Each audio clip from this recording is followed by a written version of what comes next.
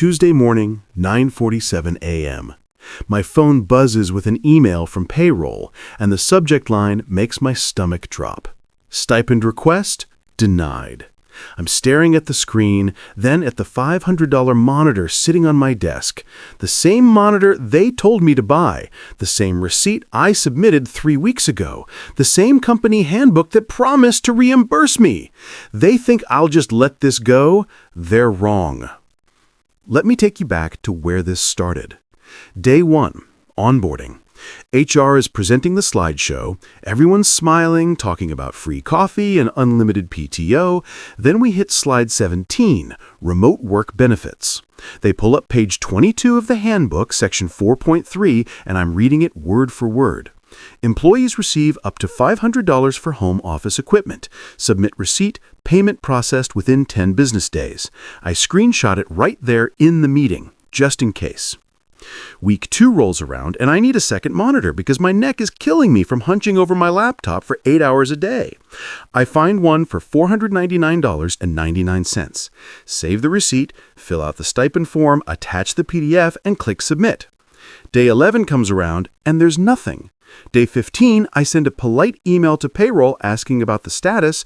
Their response, processing delays, high volume, please be patient. Fine, I can wait. But then day 21 hits, 3 full weeks after I submitted. New email drops, request denied, company-wide budget freeze, leadership decision, effective immediately. I read it twice because I can't believe what I'm seeing. So I CC my manager thinking maybe he can help. His response comes back in 4 minutes flat. Hey, I get it, tough quarter. We all need to understand the business needs right now. That's when something inside me shifts. I sit there staring at that email, and yeah, $500 isn't pocket change, but it's not even about the money anymore. They wrote the policy. They showed me the policy on day 1. They told me to spend the money, and now they think they can just say no because of some budget freeze they invented after I already bought the monitor? No. Here's what they don't understand. I'm not a requester anymore. I'm an enforcer. First move is evidence collection. So I open 4 browser tabs and get to work. Evidence number 1. I download the official company handbook PDF, not just a screenshot, but the actual file with metadata intact. I open it to page 22, section 4.3, highlighted in yellow, and export it with all markup visible. Evidence number 2, my receipt showing $499.99 with the date stamp, item description, store name, everything you'd need. Evidence number 3, the denial email with full text and the timestamp circled in red, captioned denial without legal basis. Evidence number 4, this is the big one. I search State Labor Law Employee Handbook Binding Contract, and the third result is a PDF directly from the State Department of Labor. I'm reading through it, and there it is, clear as day. Written employment policies constitute binding agreements. Employers cannot unilaterally revoke promised benefits without proper notice and consideration. I save it, highlight the relevant section, add it to my evidence folder. 4 pieces of evidence, completely airtight. Now comes the part where I build my weapon. I open a blank document and start constructing a 5-page PDF that's going to change everything.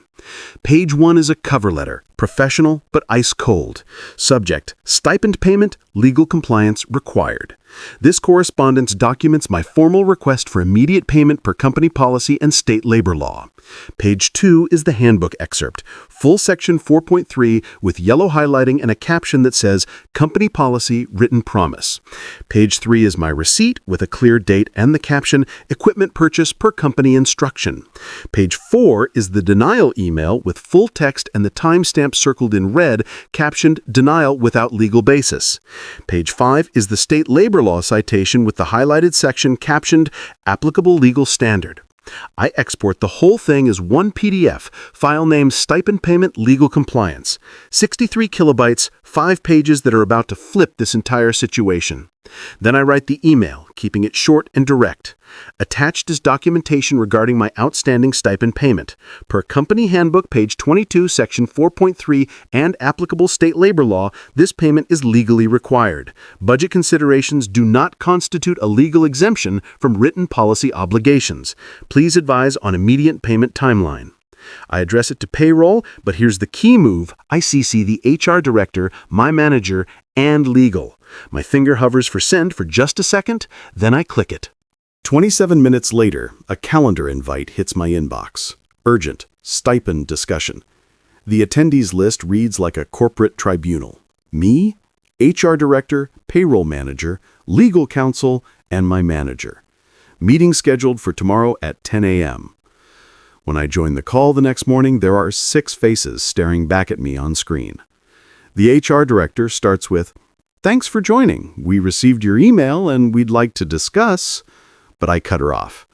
I've shared the PDF in chat. Let's start with page 2. Company Handbook, section 4.3, Written Policy. There's complete silence as they're all reading. Then the payroll manager tries to defend it. "Right, but the budget freeze." And I cut him off too. Page 5, State Labor Law. Written policies are binding. Budget issues don't create legal exemptions. The legal counsel has been quiet this whole time, but now he leans forward into his camera. "Can you resend that PDF directly to me?" I do, and for 30 seconds all I hear is typing sounds and pages flipping. Then legal counsel unmutes and says exactly what I needed him to say. The handbook language is unambiguous. This constitutes a binding commitment.